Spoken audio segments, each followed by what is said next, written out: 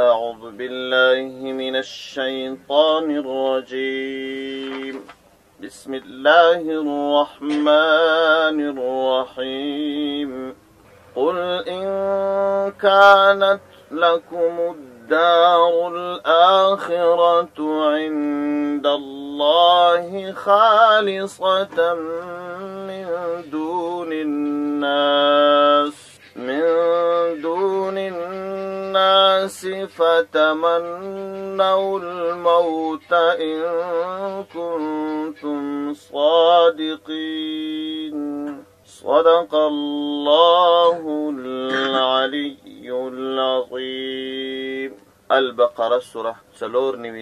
نمبر آیت. په دې آیات کریمه او راتلونکو څو نورو آیاتو کې رب عزوجل د اهل کتابو د ځینو خبرو رد کوي. یوه خبره د یهودیانو دا وه چې آخرت ژوند دا زموږ لپاره دی، ځکه په موږ کې چې کم کسان نیکوکاران دي هغه به د قیامت په ورځ باندې سیده جنت ته ځي، او کم کسان چې په موږ کې بد عمله دي هغه کسان به محدودې څو ورځې په جهنم کې تیروي، تر هغه وروسته به جنت ته ځي. لکه مخکې چې بیان وسو، چا به ویل چې 7 ورځې، چا به ویل چې یا 40 ورځې. الله عز وجل د دې دغه ناوړه ارزو او هیله را نقلي او دې ته وایي چې تاسې داسې عقیده لرئ چې زموږ دین نه دی منسوخ سوی. د دې دین خو د اسلام په راتګ سره منسوخ شو. د اسلام مبارک دین چې راغلی تمام ادیان چې وه هغه تمام منسوخ سوه، یوازې قابل عمل دین اسلام. تاسو دا خبره نه منئ چې زموږ دین منسوخ سوی دی، نو تاسې چې دا خپله تګلاره غوره کړې ده او دا دعوه هم کوئ، دا خو په ډېرو دلایلو باندې رد ده. اول دلیل دا دی چې ستاسې په تورات کې خپله د قرآن عظیم شان یادونه سوې ده، د پیغمبر علیه السلام یادونه سوې ده، د دین اسلام یادونه سوې ده. یوازې په تورات کې نه بلکې پخواني انبیا د ټولو څخه دا وعده اخیستل کړل سوې ده چې که پیغمبر صلی الله علیه وسلم یعنی محمد اخر زمان صلی الله علیه وسلم دنیا ته راسي، تاسې به ایمان ور باندې راوړئ. هر پیغمبر چې به وفات کېدی دا وصیت به خپل امت او خپل قوم ته کاوی چې که داسې پیغمبر رالی تاسو ایمان ور باندې راوړئ. او هر پیغمبر به دا ارزو کوله چې کاشکې زه ژوندی وای او دغه پیغمبر چې الله یاد کړی دی دا مې لیدلی وای او زه امتي جوړ سوی وای. دا د ټولو انبیاو ارزو. نو تاسو خو په خپل کتاب هم عمل نه کوئ. کله مو چې په خپل کتاب هم عمل ونه کوئ، قرآن هم نه منئ، نو تاسو خو بیخي بېدینه سواست. نه مو په خپل کتاب عمل وکړي، نه مو په قرآن عمل وکړي، نه مو د انبیاو خبره ومنل. دوی به بالعکس دا خبره کول. کله به ویل چې نعوذ بالله موږ د خدای زامن یو، نحن ابناء الله و احباؤه، موږ د الله عز وجل زامن یو، اعاذنا الله، د خدای دوستانو او خدای ته نږدې خلک. رب عز وجل د دې دا خبره ردي. یو دلیل خدا. دوهم دا په دې هر څوک پوهېږي چې تاسې که رښتیا پر حقه لار باندې روان یاست او ستاسو دا عقیده یې چې زموږ قبر هم جوړ دی، آخرت مو هم جوړ دی، موږ په آخرت کې هیڅ ستونزه نه لرو او جنت هم زموږ ځای دی، نو ونیسئ تاسې د مرګ تمنا وکړئ. تاسو بیا د مرګه ولې دومرې بیریږئ؟ منافقت تاسې کوئ، درواغ تاسې وایه، د مرګ د ځایه څخه تاسې ځغلئ. نو که چیرې آخرت ستاسې جوړ وي نو ونیسئ تاسې د مرګ تمنا وکړئ. الله جل جلاله مسلمانانو ته اطلاع ورکوي وایي قطعا دی د مرګ تمنا نه کوي، ځکه دې ته پټ په زړه کې دا خبره معلومه ده چې آخرت زموږ خراب دی. دا خبره دې ته معلومه ده چې د اسلام مبارک دین حق دین دی، موږ نه دی منلی، دا ورته معلومه ده. الله جل جلاله ته فرمایي قل تو ورته وایه ای پیغمبر ان کانت که چیرې وي لکم ستاسو دپاره الدار الاخرتي دار د آخرت عند الله په نیز د الله خالصتا خالص وي، یوازې ستاسو وي، من دون الناس ما سوا د خلکو څخه. د مسلمانانو د پاره آخرت نه ګڼئ او د مشرکانو د پاره نه ګڼئ. تاسو وایاست چې د آخرت ښه ژوند ښې و ښادي یوازې زموږ دی. فتمنوا الموت، ونیسئ تمنا د مرګ وکړئ ان کنتم صادقین، که چیرې رښتیني یاست په خپله دعوا کې. الله عز وجل فرمایي وایي تاسو خبر ولن یتمنوه، هرگز به دې تمنا د مرګ ونه کړي، ابدا همیشه. ولې وایي ما بیما په سبب د هغه بدو اعمالو قدمت ایدیهم چې د دوی لاسونو یې وړاندېوالی کړی دی د دغه بدو اعمالو په وجه باندې دوی د مرګ تمنا نشي کولی بیریږي والله او یقینا الله عز وجل چې دی علیم زیات علم لرونکی دی بالظالمین پر ظالمانو باندې الله پر ظالمانو علم لري او بله خبره لا دا ده ولتجدنهم ته خامخا دی پیدا کې احرص الناس زیات حرص کوونکي علی حیا پر ژوند باندې د دې حرص به پر ژوند تر نورو خلکو زیات وي ځکه دی د آخرت تر نورو خلکو زیات خراب کړی دي مشرکان خدا وایي چې آخرت نسته د قبر حساب و معامله نسته نو یهودیان تاسو خو آخرت منئ قبر منئ مشرکان که د ژوند حرص وکړي وایي ځه د هغه څو شپې ژوند مو دی تاسو خو د آخرت ته ښه ژوند امید هم لرئ حال دا پیغمبر علیه السلام ته الله فرمایي وایي دی تر نورو ټولو خلکو زیات حرص لري چې کاشکې ژوند مو ډېر وای کاشکې مرګ نه وای راته راغلی ډېر سخت پر ژوند ټپریږي ډېر سخت د ژوند د اوږدوالي هیلې لري الله عز وجل فرمایي ولتجدنهم خامخا به ته پیدا کې دوی احرص الناس زیات حرص کوونکي علی حیا پر ژوند باندې ومن الذین او بعضې د هغه کسانو څخه اشرکو چې شرک یې کړی دی یودو دوی خوښه ګڼي احدهم یو د دوی لو یعمرو کاشکې عمر ورکړل سي الف سنه زر کاله الله عز وجل فرمایي وما هو ندی دی بمزحزحه خلاصېدونکی نه دی من العذاب د عذاب څخه ان یعمر دا چې عمر ورکړل سي چې عمر ورکړل سي د عمر په ډېرښت دی د الله عز وجل د عذابه نه خلاصېږي که زر کاله دې عمر وي که دې 2000 کاله عمر وي حتما به مرګ درته راځي او د الله عذاب به وي ومن الذین اشرکو پر دې باندې درې ټکي سوي دي او احرص الناس علی حیا پر دې باندې هم درې ټکي پر سر دي دې ته معانقه وایي معانقه یو قسم وقف دی معانقه غاړه په غاړه د چا سره روغبړ کولو ته ویل لکه څوک چې د غېږې روغبړ چا سره کوي دې ته معانقه وایي د لاس روغبړ چې څوک د چا سره کوي دې ته مصافحه وایي نو دلته د دغه آیت ترجمه چې ومن الذین اشرکو دا د علی حیا سره هم لګېږي او که چیرې مستقل سر د کلام کې هم لګېږي یعنی دا چې د دې ترجمه داسې هم کېدلی سي ولتجدنهم خامخا به ته پیدا کې دوی احرص الناس زیات حرص کوونکي علی حیا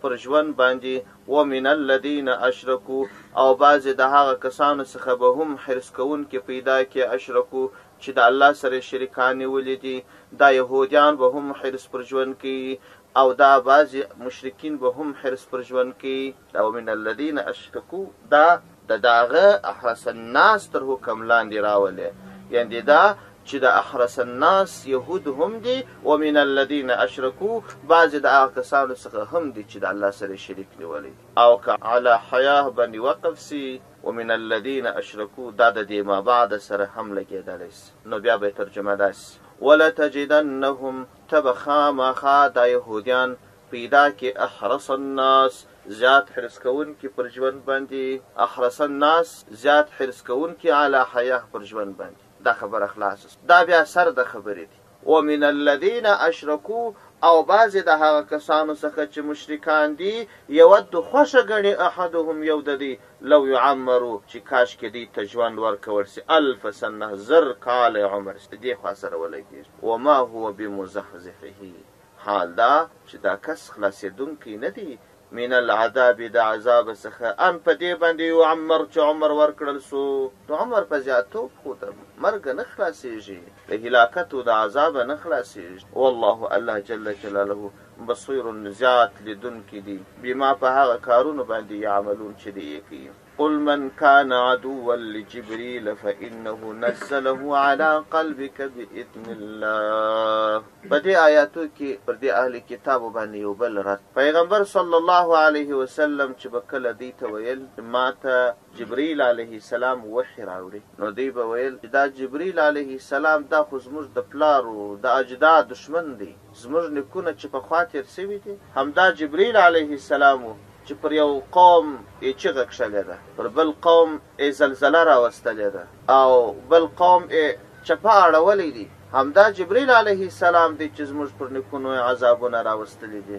دا خو زموږ د پلارو د نیکه دشمن دی. زموږ د پلارو د نیکه دشمن چې کومې وحې راوړي هغه موږ نه منو. دا خبرې به دي. یو چا چې دا فیصله کړي چې حق ته نه تسلیمیږم، نو هغه کله یوه خبره راپورته کوي، کله بله خبره راپورته. حق خو ته روښانه فقط او فقط د خلکو د ذهنونو د مغشوش کولو لپاره، ځان ته د بهانې پیدا کولو لپاره، صرف عام خلکو ته ښوولو ته چې دا دی زه هم یو دلیل لرم. الله جل جلاله د دې دغه نامشروع کرغېړنه او چټله خبره رانه او ورته فرمایي تاسې دې ته ووایه ای پیغمبره دې ته ووایه که چیرې دغه جبرئیل علیه السلام تاسې دشمن هم وي نو دا خبره خو تاسې واورئ که ستاسې دشمن دی که دوست دی د الله وحي راوړي. دې ته مه ګوره چا وحي راوړلې، دې ته وګوره د چا د لورې راوړلې. قاصد ته مه ګوره هغه چا چې قاصد ته پیغام ورکړی دی، دې ته وګوره چې پیغام د چا دی. کله کله باچا یو مکتوب را اصلي د یو عادي قاصد په لاس کې ورکړي، هغه که ستا دوست وي که دشمن وي، که ته خوشحاله او که ځینې خوابه دی، ته مجبوره یې د دغه باچا پیغام ته اهمیت ورکړي. دلته خو د الله پیغام تاسې ته راوړي. جبرئیل علیه السلام که ستا دشمن دی که ستا دوست دی، ته مجبور مکلف یې چې د الله عز وجل د ستر پیغام ته اهمیت ورکړي. او بله خبره لا ده چې څوک د جبرئیل علیه السلام دشمن وي هغه د میکائیل علیه السلام دشمن هم دی. دوی به دا ویل چې کاشکې د جبرئیل علیه السلام پر ځای میکائیل علیه السلام وحي راوړلی، هغه لا یو ښه ملایکه د موږ به منلي وای، ځکه میکائیل علیه السلام ټول عمر غلې دانې و بارانونه د دې سرپرستي په لاس کې لري، هغه ټوله د رحم کارونه دي. جبرئیل علیه السلام ټول عمر د الله عذابونه راوست. رب عز وجل په پسې آیت کریمه کې فرمایي چې هر څوک د جبرئیل علیه السلام دشمن یې هغه د میکائیل علیه السلام دشمن هم دی، د الله دشمن هم دی. او الله جل جلاله به د کافرانو دشمن. الله عز وجل فرمایي قل تو ورته ووایه ای پیغمبر من هغه څوک کانه چې وي عدوا لجبرئیل دشمن د جبرئیل علیه السلام وي فإن پس په تحقیق سره هو دا جبرئیل علیه السلام نزله علی قلبک دا قرآن استا پر زړه باندې نازل کړی دی باذن الله د الله عز وجل په اراده باندې مصدقا تصدیق کون کړي لما هغه کتاب لره بین یدی چې په مخ کې د دې قرآن دی یعنی د تورات تصدیق او تایید کی وهودا هدایت دی وبشرا زیر دی للمؤمنین ایمان راوړونکو لره په جنت باندې د دنیا ښه ژوند د آخرت ښه ژوند د دې زیری مؤمنانو ته ورکوي. او بله خبره دا ده من هر هغه څوک کانه چې وي عدوا لله د الله دشمنی ده چې د الله استازی تا ته پیغام راوړي ته وایه زه نه منم، نو د الله دشمن سوې. و ملائکته د الله د ملائکو دشمن وي، و رسله د الله د رسولانو دشمن وي، و جبرئیل او د جبرئیل علیه السلام دشمن وي، و میکال د میکائیل علیه السلام دشمن وي. فإن الله بشک الله پاک عدو دشمن دی للکافرین کافرانو لره، کافرانو دشمن دی. تاسو ټول کافران سواست. ولقد انزلنا الیک آیات بینات وما یکفر بها الا الفاسقون. الله جل جلاله په دې آیاتو کې بیا د دې یهودیانو ځینې نور بد عادات پیغمبر صلی الله علیه وسلم ته الله جل جلاله معجزې ډېرې معجزې وې. پخواني چې هر څونه انبیا علیهم السلام تیر سوي دي تر ټولو پیغمبرانو د پیغمبر صلی الله علیه وسلم لوی او کوچنۍ معجزې وې. په پخوانیو انبیاو کې تر ټولو زیاتې سترې معجزې د موسی علیه السلام وې. 9 آیات 9 معجزات یې ښکاره کړي او د پیغمبر صلی الله علیه وسلم معجزات دومره زیات یو کتاب دی په هغه کې 300 معجزې د پیغمبر علیه السلام رانقل مختلف کتابونه لیکل شوي. هغه یو سالک وایي آن کې خامخ خوبان دارد تو یکی تنها داری. هغه معجزې هغه کمالات چې تمام خوبان یې لري په تا کې یک تنها سته. دوی به د پیغمبر صلی الله علیه وسلم د دې ټولو سترو معجزو او کمالاتو سره سترګې به یې ورباندې پټولې. او بل کار به یې دا کاوه چې د قرآن عظیم الشان د ښکاره آیاتونه 1400 کاله کېږي زیات لا زیات چې د قرآن نازل شوی دی. د دنیا د کونجه څخه کفار یې دشمنان دي. در اوسه یې په دې قرآن کې نقص نه دی پیدا کړی. نو څومره وتلي پوهان به د دې کفارو متوجه شوي دي قرآن ته. الله جل جلاله و پیغمبر علیه السلام ته قرآن او د قرآن آیاتونه ورکړي و دا واضح او ښکاره آیاتونه د دې سم انکار کاوه. او دی چې په تورات کې د الله سره وعده کړې وه تر تورات تر نازلېدو وروسته چې غر پر دی باندې راپورته سوی د موسی علیه السلام سره یې کړې وه هر پیغمبر چې په دی کې به وو هغه به وفات کېدی او دا به یې ورته ویل چې خبردار که محمد آخر زمان صلی الله علیه وسلم الله ولېږدوي ایمان ورباندې راوړي دی به ټولو ته وعده ورکړه چې اوسې هره وعده چې د اهل کتابو کړې د څه وخت بعد یې تر شا غورځولې بیا نه درمه د دوی دغه به دې الله جل جلاله بیانوي رب عز وجل فرمایي ولقد انزلنا او یقینا موږ تا ته نازلې کړي دي ولقد انزلنا او یقینا موږ نازلې کړي دي الیک و تا ته ای پیغمبره آیات بینات ښکاره ښکاره واضح بینات د بیناتو څخه مراد معجزات او پر بل تفسیر باندې د بیناتو څخه مراد دغه آیاتونه دي آیات بینات دغه ښکاره آیاتونه چې الله جل جلاله و پیغمبر صلی الله علیه وسلم ته نازل کړي دي د قرآن آیت الله جل جلاله فرمایي وما یکفرو او کفر نه کوي په دې آیاتونو باندې الا الفاسقون مګر نه فاسقان خلک الله عز وجل فرمایي او كلما عاهدوا عهدا آیا هر کله چې دی وعده وکړه یو وعده او كلما عاهدوا آیا هر کله چې دی وعده وکړه عهدا یو وعده نبذه هغه وعده د چی شوه هغه وعده د دی وعده وعلى الايمان بالنبي صلى الله عليه وسلم ان خرج چې دی به پر محمد رسول الله ایمان راوړي که چیرې الله وپاسوي او یادا چې که پیغمبر رالی دی به د مشرکانو سره تعاون نه کي نبذه فريق وغورځول دی یو فریقې د دې څخه دا وعده یې وغورځول بل اکثرهم لا يؤمنون اکثر د دې ایمان نه راوړي او وضاحت الله عز وجل فرمایي ولما هر کله جاء چراغ لهم دیت رسول یو رسول لالی من عند الله د الله د لوري څخه داسې رسول مصدق چې تصدیق کوونکی ولې ما هغه کتاب لره معهم چې سره د دی نبده ورځول وکړه فریقون یوې ډلې من الذین د هغه کسانو څخه اوتل کتابه چې کتاب ورکول سوی کتاب الله د الله کتاب وراء ظهورهم د شاخواته وغورځاوه کأن گویا کې هم دی لا یعلمون دی بیخي نه پوهېږي دا کتاب یې شاته وغورځاوه شاته خو یې نه دی غورځولی دا یوه اصطلاح ده لکه پښتو کې چاته وایي فلانکي خبره دی بیخي شاته غورځولې ده مطلب دا دی چې دا وعده دې ماته کړې ده دی هم دا کتاب شاته غورځولی و یعنې دا چې په دې کتاب باندې عمل نه و دا د دې بل خاصیت دا خاصیتونه الله جل جلاله د دې بیان کړل په هغه زمانه کې خو پر دې باندې رد د هغې زمانې مسلمانان نیکان خلق چې دی به تشویش ور اچوي د دې عیبونه ورته معلوم ما او تا ته یو پیغام راکول سو د دې د دې بدو اعمالو څخه پیغام واخلو او دغه بد عادات بد عملونه دا وخت په وخت ځان او نور ځینې وسه سبحان ربک رب العزة عما یصفون سلام علی المرسلین والحمد لله رب العالمین